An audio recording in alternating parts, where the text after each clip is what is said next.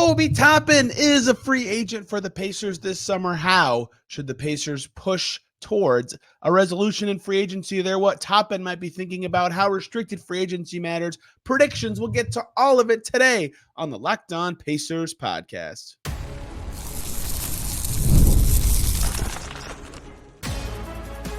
You are Locked On Pacers, your daily Indiana Pacers podcast, part of the Locked On Podcast Network, your team every day.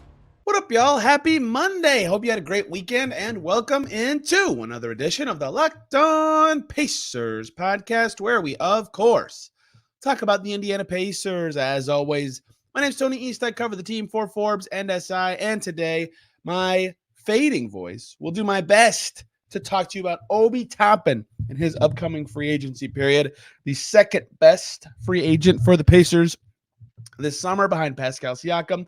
And to me, worth an entire podcast discussing. There's some interesting dynamics here for the short term and long term of the Pacers, Toppin himself and what he might be thinking about, interesting rules. It's all very fascinating. Chad Buchanan talked about it at his ex interview. We're going to talk about it today, as we've done for a lot of this stuff, the pros, the cons, predictions, the machinations, all the rules you need to know, the dorkery that makes it all possible. And at the end, I'll tell you what I expect is the wrong word. Think right now, the leading favorite, I don't know, is what I will guess will happen when free agency actually opens one day after the finals. Great finals. Game 2. Mavs almost make that comeback. 2-0 Celtics.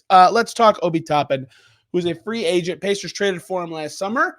And I think it's very important to note that he's only been with the team for 1 year, and looking back on kind of how that year went, because coming into the year, the talk was about, hey, this guy's really good in transition in the open floor. He's going to pair well with how the Pacers play because of that. He's going to fit well with Tyrese Haliburton. Let's start the season starting Obi Toppin so that his minutes with Tyrese Haliburton are maximized. And all season I said they've got to try to keep them together because Obi is way less valuable not playing with Tyrese Haliburton. They need to stick them together.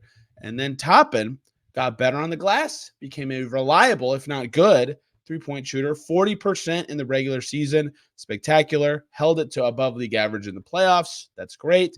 That changed his game. He ends up pairing very well with TJ McConnell. His game evolves in a way that doesn't require him to be paired with Tyrese Haliburton, that doesn't require him to only be in the open floor to be effective. And he just fit very well in this random style, run around, high tempo Pacers offense in a way that means they are not required to consider Obi Toppin a very specific niche type of player, and instead can think of him as a good fitting, talented offensive backup power forward. And that's why I thought Chad Buchanan talking about Toppin's season and how effective he was very telling. And as for free agency, Chad Buchanan, if you haven't heard it, said, very happy with the fit. He seems to be happy here as well. Would like to continue the relationship. It's all part of the business when you get into a contract situation, but really happy with Obi as a Pacer. So what's going on here? Obi Toppin is entering free agency. Almost certainly restricted free agency specifically. And that's going to matter a lot. So I'm going to break down a little bit of how that works and why it matters. And then it'll probably get brought up in basically every segment the rest of the way. So the difference between after you finish a rookie scale deal and in certain situations after your first contract, depending how long it is, you can go into restricted free agency. To do so, your team that you were just on has to submit a qualifying offer to you. And a qualifying offer is a 1-year deal at a predetermined number based on a number of factors. And that is an actual contract offer, but the qualifying offer to a player being made gets them into restricted free agency. So Toppin, well, there's some dorkery here that he did not meet starter criteria. It doesn't really matter why for the sake of this discussion, but his qualifying offer is for 1 year, $7.744 million. So that's low, right? Obi Toppin's worth more than that per year. For a while, I thought, I wonder if he would take the qualifying offer, but then he played well and his qualifying offer went down because he didn't make starter criteria. Now it's a different discussion. But if the Pacers make that offer to Toppin, which he's worth that, I am almost certain that they will, he enters restricted free agency. They can submit him a qualifying offer the first day after the finals end, and they can do it until June 29th, which is after the draft. And if he's offered, Toppin becomes a restricted free agent. If it's not offered, he goes into unrestricted free agency. An unrestricted free agent can just sign with any team, and they will be on that team. A restricted free agent can sign with any team, but their team that submitted them a qualifying offer gets something called the right of first refusal, which is always interchangeably used as match rights. I do that. Everybody does that, which means if Obi Toppin, as a restricted free agent, signs a 3-year, $50 million deal with some other team, the Pacers could say, nope, we want you on that contract on our team. And so they have to have the exact same structure, everything, options, trade bonuses, all the nonsense that teams can put in there. But Obi Toppin would be on the Pacers, which is relevant because if you make a player restricted free agent, in theory, if you're willing to spend unlimited money on them, you are guaranteed to keep them in some way for at least a year because of that qualifying offer. So all that to say, that means no matter what happens this summer, should the Pacers have unlimited funds they were willing to spend on Obi Toppin, they can keep him, right? They can keep him. And so that gives them a good chance if they want to have him on their team, have him back. And that gives Toppin less options because teams are less likely to want to use their cap space on a restricted free agent who they could not get anyway. The restricted free agency process takes multiple days, and your cap space or spending on whatever exception is tied up for that time. You can't use it on something else. So it's very interesting. Restricted free agency, not very good for a player at Toppin's level, which we'll get to as we continue. But that's a pro for the Pacers, not necessarily a pro for Toppin. So that's how this process can work. And what usually happens with guys in this situation is the negotiations happen earlier, on the earlier side with their own team. We'll get into why later, but I think that is also kind of relevant. So let's cut through the pros and cons once again to see what it does and doesn't make sense for the Pacers with Toppin. Interesting player, had so many different roles last year, starting 4, backup 4. In the playoffs, he was the backup 5 and the backup 4, and sometimes even whatever position you'd call him in those lineups with Siakam and Turner, but can fit in so many different groups, filled all those roles pretty well. Right? It's not like I saw him in one of those lineups and was like, they can't do that. They can't have Obi out there. So the pros are he's 26, just turned 26 in March, right? So even on a 4-year deal, he's not 30 till the end of it. Still getting better, clearly, only 4 years in the league. So he's young and good. There's not much else to say on a player that you'd want at that position. If they're young and good, they have some value as a power forward. And Obi Toppin is young and Obi Toppin is good. And, you know, that's a big part of keeping them. And a part of what we talked about with all these contract things with the pros, it always sounds so stupid, but having a good player, especially one who's on your age timeline under contract, is usually good for lots of reasons, especially if it's an affordable one, like could be the case here because of restricted free agency. And the other pros going into free agency for the Pacers is they can walk in and go, we know it. We can guarantee it by the rules that we'll have this guy on our team next year, unless they don't have unlimited budget, which whatever. You get what I'm saying. That makes them more confident. That makes negotiations easier, saying, hey, we want to keep you around. And we know we can if things go our way, right? It's so easy for this to settle when the parameters heading in are the GM saying on the record they would like to continue their relationship, right? Chad Buchanan said that Obi Toppin was everything that they hoped he would be. And on the court, he blossomed as the year grew on. They envisioned him being a fit with a team that played fast, and he was exactly that, right? Very easy to see why that kind of player would return to the Pacers. Toppin is in an interesting spot. What does he want? He's 26. He's on a good team. He's playing 20 minutes a game. What would be important to him? Well, I think a lot of what would be important to him is what he's got right now, which is why another pro of the situation is they're kind of a good natural fit for each other in terms of want and need. Not perfect, which is very important, and we'll get to in the next segment, but kind of. And I think that matters quite a bit in this too. So all the pros are very obvious. The setup on why this could end up happening is very obvious. And yet the cons list is kind of long. And I don't mean that the cons list is long to say there's more reasons than not to keep Obi Toppin, because the biggest thing in free agency or in whatever mechanism of adding a player is, if they're good and they want to be on your team and they fit what you're doing, you should get them. You should keep them on your team.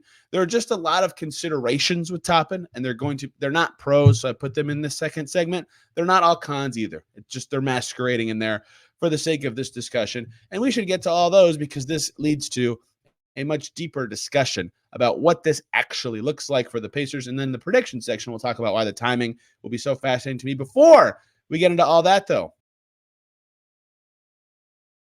we need to talk about eBay Motors. Passion, drive, and patience. The formula for winning championships is also what keeps your ride or die alive. eBay Motors has everything you need to maintain your vehicle and level it up to peak performance: superchargers, roof racks, exhaust kits, LED headlights, and more. Whether you're into speed, power, or style, eBay Motors has you covered. over 122 million parts for your number one ride or die. You will always find exactly what you're looking for. Plus, with eBay's Guaranteed Fit, your part is guaranteed to fit your ride every time or your money back, because with eBay Motors, you're burning rubber, not cash. With all the parts you need at prices you want, it's easy to make your car the MVP and bring home huge wins. Keep your ride or die alive at ebaymotors.com. Eligible items only. Exclusions apply. eBay Guaranteed Fit only available to U.S. customers. Back here on Locked On Pacers. Thanks for making us your first listen today and every single day. Your second listen should be Locked On NBA to hear the latest and greatest around the coaching carousel and the NBA Finals. 2-0 Celtics. Whew. Fun series so far, though. Still enjoying it. And I'll be on Locked On NBA on Tuesday, talking about presumably the decision Dan Hurley makes with regards to the Lakers, the Finals, and plenty more. Me and David Ramil. Let's talk more Obi Toppin. Let's talk about other considerations. That's what cons stands for today, is considerations, not pros and cons. But actually, it's both. So this one is just endlessly fascinating to me. I thought that, if you remember back at the trade deadline, Derek Kramer and I did a whole segment talking about the most likely players to be traded, and Buddy Hield was first for me, and then I had Obi Toppin really high. Not because I thought they should trade Obi Toppin. Again, he's good and young, and they can keep him in restricted free agency. But his future at this specific position, Pascal Siakam and Jarris Walker's position specifically, is very fascinating. You know, what does that actually look like for the Pacers? What kind of value is this? So the top thing that I have in this cons/consideration section just says Jarris Walker, right?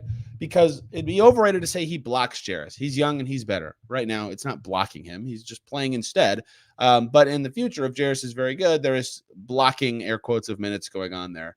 And if you're the Pacers, how would you like to proceed in that way? Is it worth having Obi Toppin for 2, 3, 4 years if it means that it's harder to play Jarris Walker? You have to think about playing him at other positions. You have to maybe play Obi Toppin in another position to play Jarris Walker at a different position, right?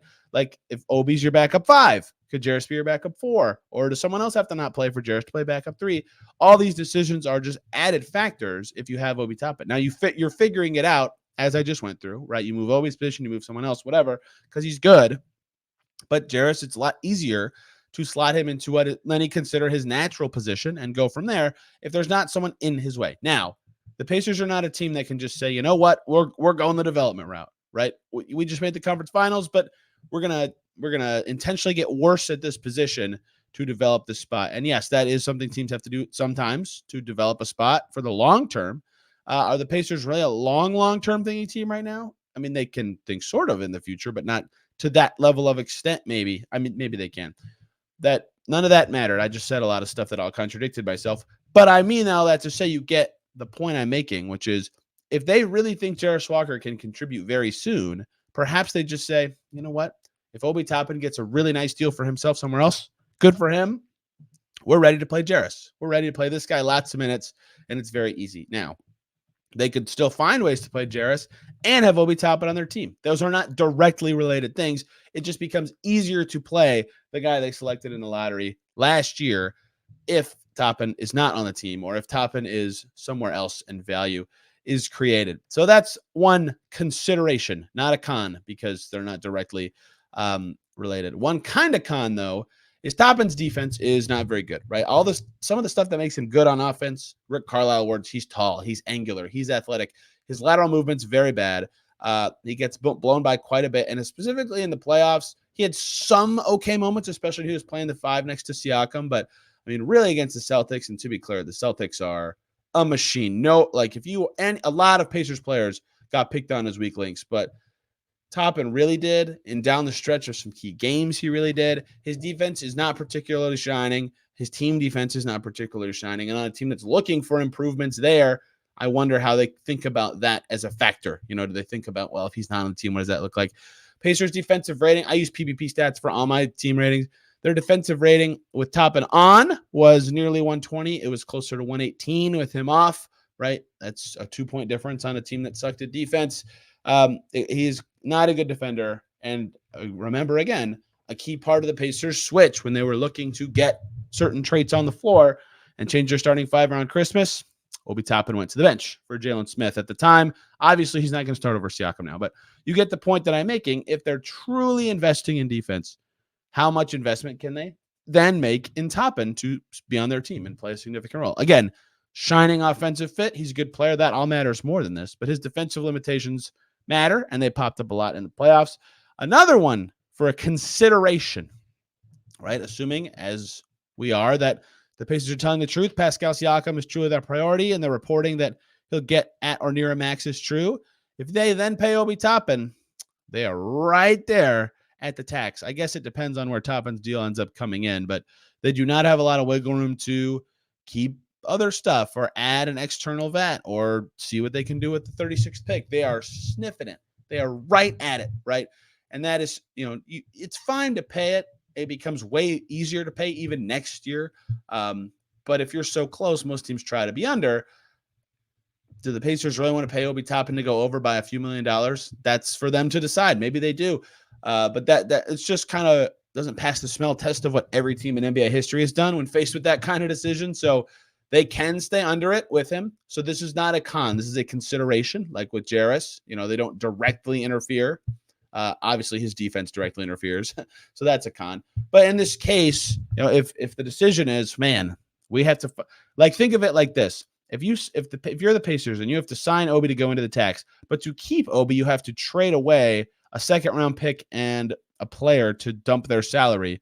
That is part of the math of signing Toppin as well. Do we give away this asset to sign Toppin for that much? Is that worth it? So that's another factor to think about here. And perhaps you could just play the backup five and Jarris is playing, and then they trade away Jalen Smith to get under the tax. And then every single problem I just talked about is gone.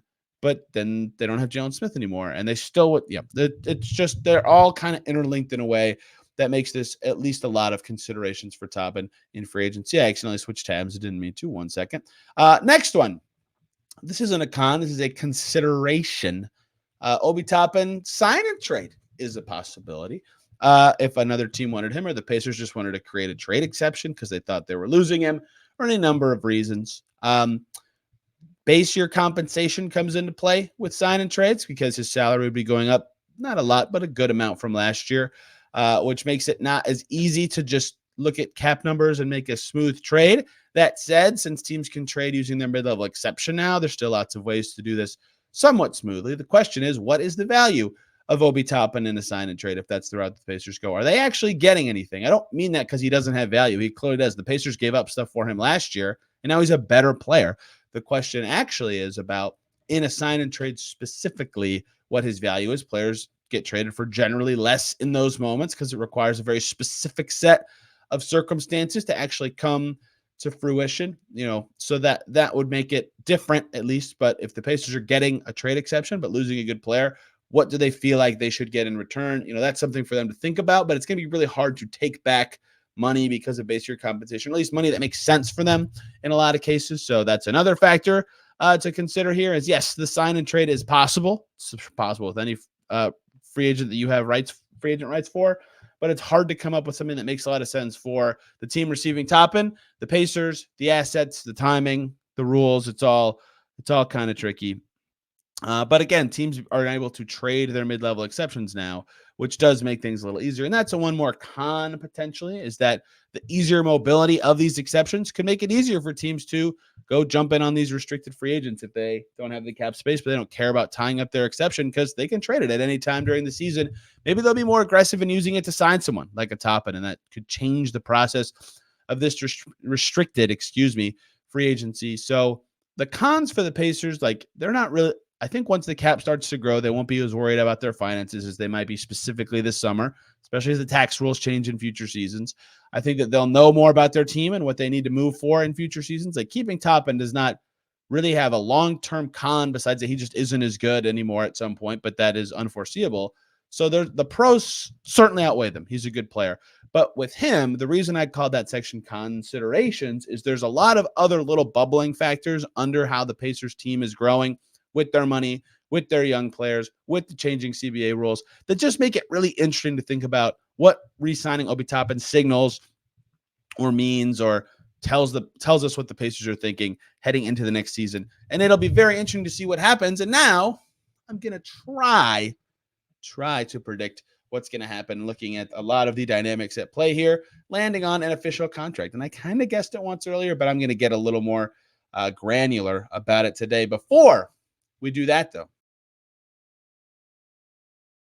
take a short little break to talk about LinkedIn Jobs. When you're hiring for your small business, you want to find quality professionals that are right for the roles, and that's why you have to check out LinkedIn Jobs. LinkedIn Jobs has the tools to help find the right professionals for your team faster and for free. LinkedIn isn't just another job board. They have a vast network of more than 1 billion professionals, which makes it the best place to hire. It gives you access to professionals you can't find anywhere else, and they do all that while making the process easy and intuitive. Hiring is simple when you have that many quality candidates. So easy, in fact, that 86% of small businesses get a qualified candidate within 24 hours. LinkedIn knows that small businesses are wearing so many hats, might not have the time or resources to hire. That's why they're constantly finding ways to make the process easier. They even just launched a feature that helps you write job descriptions, making the process even easier and quicker. 2.5 million small businesses are using LinkedIn for hiring. Yours could be next. Post your job for free at linkedin.com/LockedOnNBA. That's linkedin.com/LockedOnNBA to post your job for free. Terms and conditions apply. We're back here on Locked On Pacers. Thanks for making us your first listen today and every single day. Second listen, Locked On Celtics, Locked On Mavs, the finals roll, Locked On Lakers, Dan Hurley, Locked On Cavs for their coaching search. New host Danny Cunningham as well. Yes, check out all those. Also, I was on Setting the Pace with Alex Golden. If you want to check that out for today, we get into some fun fake beef that I think you guys will enjoy. And you'll hear Alex here later this week. We'll get to that later. So predictions: Obi Toppin is a free agent. What do I think it's going to look like? Let's back up for a second. I don't want to make you guys wait because I know people are interested in this, but let me talk about the dynamics here of the timing. If you're the Pacers, why would you rush here? Because the way this typically goes is teams want to use their cap space quickly to get the best players. And when cap space is gone, there's less options for restricted free agents, right? There's less places for them to go. And thus, there's less teams that are trying to tie up their cap space on a restricted free agent or tie up their exception. And their value starts to go down because they can't return to their incumbent team and say, hey, I've got this offer from this team, especially because some teams know why go through the paperwork. They're just going to match. And so typically, a guy, especially in this kind of top end range, can drag on for longer. My example would be PJ Washington last year, which got to like late August, right? And then he signed a pretty fair deal, but it took forever because he didn't sign early. No rush by the Hornets. They waited. They got him. And no one else dove in and tripped all over themselves to sign PJ Washington. And now everyone's watching the finals thinking they probably should have tripped all over themselves to sign PJ Washington. But that's just my example of the timing, not the quality of player specifically. So for the Pacers, why rush? Right? You can keep him, assuming it's within your budget. You have the mid-level exception as an alternate if someone does blow you over and you can't afford to match it. And the mid-level exception is probably a close tool in terms of the value of player you're getting on the market, right? However, Obi Toppin wants to go really fast because once the cap space is gone or once teams use their exceptions and there's less options for him, it's harder for him to negotiate because of restricted free agency with the Pacers. So there's a lot of push and pull of the timing here that makes it really interesting. If both parties want to be back together, then maybe it's just smooth and easy and it goes fast. And the Pacers can have the guarantee that they got him and they have the price set. But restricted free agency is not fun for any player, but especially one of this skill level, just because of all the external factors. And so the timing of this will be interesting. Do the Pacers just say, right after the finals, yep, great, we've agreed on our value, we're doing it now? Or do they say, go figure it out? Because if you look at the teams that could afford him, with Siakam, it was very easy. You just stop at, the 5 teams that might be able to get to enough cap space, and that's it. Toppin, there are the six teams that can easily get to enough cap space, and a couple more that could with fancy footwork. Add in the Spurs, so Detroit, Philly, Orlando, Utah, OKC, San Antonio would be that crew. Maybe Charlotte, and then a lot of teams are over the cap, but a lot of them are far enough from the tax that they could still use their mid-level exception, like Houston, Toronto, Brooklyn, Sacramento, Memphis. So that is relevant because mid-level exception is probably a fair starting salary for Obi Toppin next year, the non-tax one specifically. So there's a lot more teams. Cap space is not specifically a requirement. That said, cap space teams might be willing to tie up some percentage of their cap in Toppin. For example, I think the OKC Thunder would be a great fit for Obi Toppin in free agency, right? So there are options for him out there. So the timing element of this will be interesting. Can Toppin get an offer right away? Do the Pacers want to wait and see if he can? Do these teams tie up their funds in something else? How does this all go? what does it mean for Obi Toppin and what he signs with and how he ends up with the Pacers. That said, the moving dynamics of the mid-level exception make this interesting because a lot of teams could dive in, but Toppin really enjoyed playing for the Pacers. He fit very well. He had the best season of his career. The Pacers, as Chad Buchanan said, really liked having him around. I think the more likely result is that he stays with the Pacers on a deal that makes sense for both parties. I would put that as the favorite right now, even with all those considerations I had in the second segment. You can figure that stuff out later with other moves, with other decisions. Maybe an injury happens. You just never know.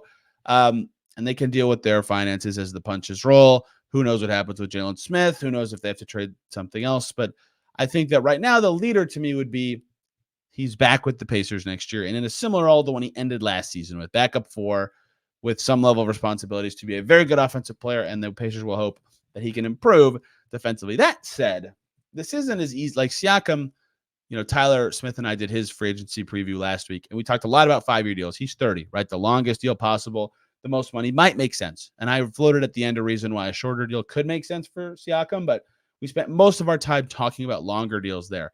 This one is a little different to me. Toppin is 26. So a longer deal could take him past his prime. I'm not saying it will. In fact, he hasn't been in the NBA that long. Maybe it doesn't at all.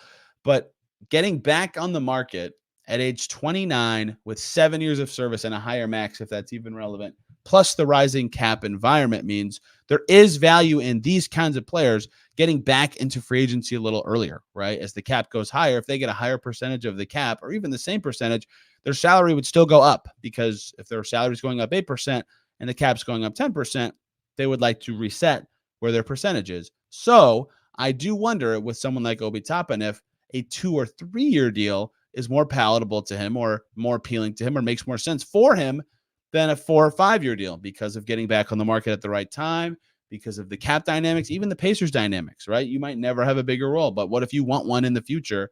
Well, the best way would be to have a shorter deal that you can get out of faster, right?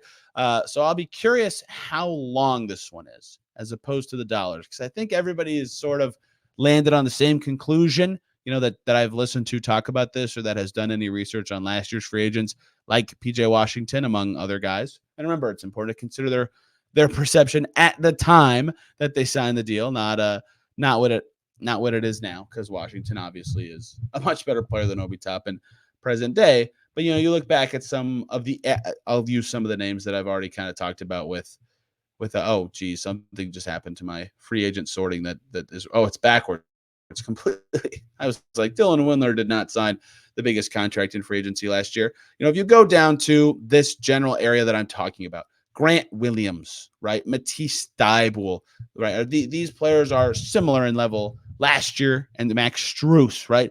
As free agents as Obi Toppin now, maybe in Strus's case a little better, maybe in Grant Williams' case a little better. Grant Williams got 4 for 53, but the cap's a little higher now. So sorting all those factors out and putting it all together, my official guess when I did a little fake exercise to talk to you guys about the tax was a 3-year deal that started at the exact value of the mid-level exception for this season. And that's only relevant because in theory he could be traded to more teams during the season if that were to be an option. The total value of that fake contract I made was 3 years, $41.6 million. I wonder if you could do something if you're the Pacers that's like 3 years, $50 million, the last season's partially guaranteed or something like that, right? That way Toppin's okay because he gets the money then, but can get on the market at the same time. Or if he plays well, he'll be paid $50 million, right? Something like that, between 40 and 50 million, with the higher the number goes in total, the lighter guarantees on the back end go. That makes a lot of sense to me as the Pacers. If it's longer than that, I have questions about Jarris Walker's future and what Obi Toppin wants to do after this contract. If it's shorter than that, the Pacers have to already quickly be thinking about replacements, and he's not extension eligible ever if he signs a 2-year deal. 3 is a nice sweet spot, especially if there's some fluff in the back.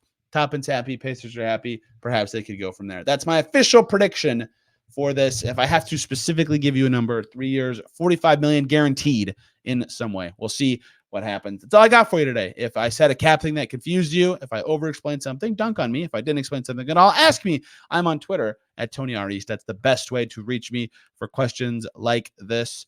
I'm trying to think. Tomorrow, Caitlin Cooper will rejoin us again. We're doing our shooting guard season review. So the Bens, just Ben Shepherd and Ben Mathurin tomorrow in great detail. Wednesday, Alex Golden from Send the Pace will be here. We'll do the small forwards free agency preview together, which will be very fun.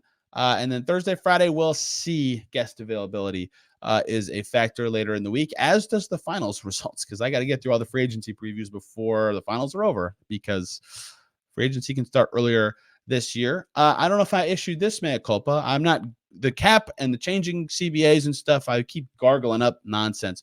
TJ McConnell, Jalen Smith, and Andrew Nembhard are all eligible for the same extension. So 4 years, $78 million-ish is the max there.